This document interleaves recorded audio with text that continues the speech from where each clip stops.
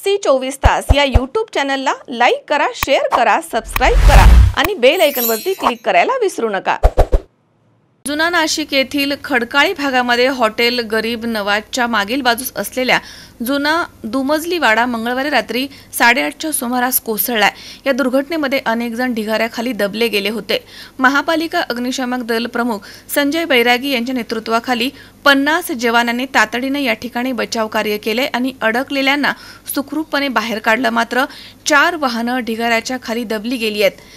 जखमींमध्ये मोहसिना खान, नासिर खान, अक्सा खान, मुदश्शिर खान, आयशा खान, आयशा शेख, हसनैन शेख आणि जोया खान यांचा समावेश आहे। त्यांना जिल्हा शासकीय रुग्णालयामध्ये दाखल करण्यात आले।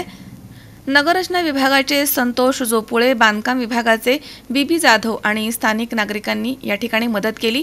घटनेनंतर विभागीय अधिकारी राजाराम जाधव तसेच भद्रकाली पोलीस ठाण्याचे वरिष्ठ निरीक्षक राकेश चौधरी पोलिसांसह घटनास्थळी दाखल झाले।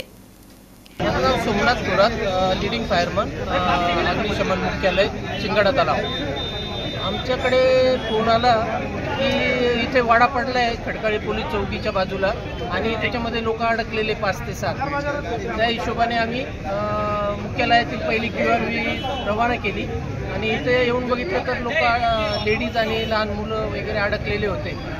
तर आम्ही ते काढण्याचं काम सुरू करताच अजून बाकीचे सर्व केंद्रांचे आम्ही बंब बोलवले मदतीसाठी आणि आमचे पंचवटी, सिडको, KK वाघ आणि सर्वीकडचे बंब इथं आले। सर्वांनी मदत केली। सर्वांनी मिळून आम्ही ते सर्व जे अटकलेले लोक होते त्यांना काढले। साधारण 7 लोक त्याच्यामध्ये अडकलेले होते, महिला, काही मुलं, असं सर्वांना ॲम्ब्युलन्सने आपण दवाखान्यात पाठवलं आहे।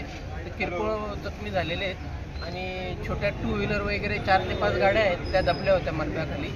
आणि तुमचं आमचे आता पुढील जे काम आहेत ते आमचे विभागीय अधिकारी साहेब, महापालिकेतले उच्चपदस्थ अधिकारी इथं पोहोचलेले घटनास्थळी आणि ते पुढची कारवाई करतात। अजून काही लोक आहे का आतमध्ये अडकलेले?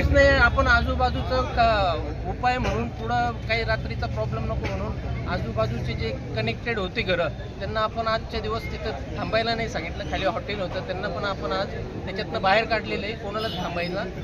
किरण आहेर, सी 24 तास, नाशिक।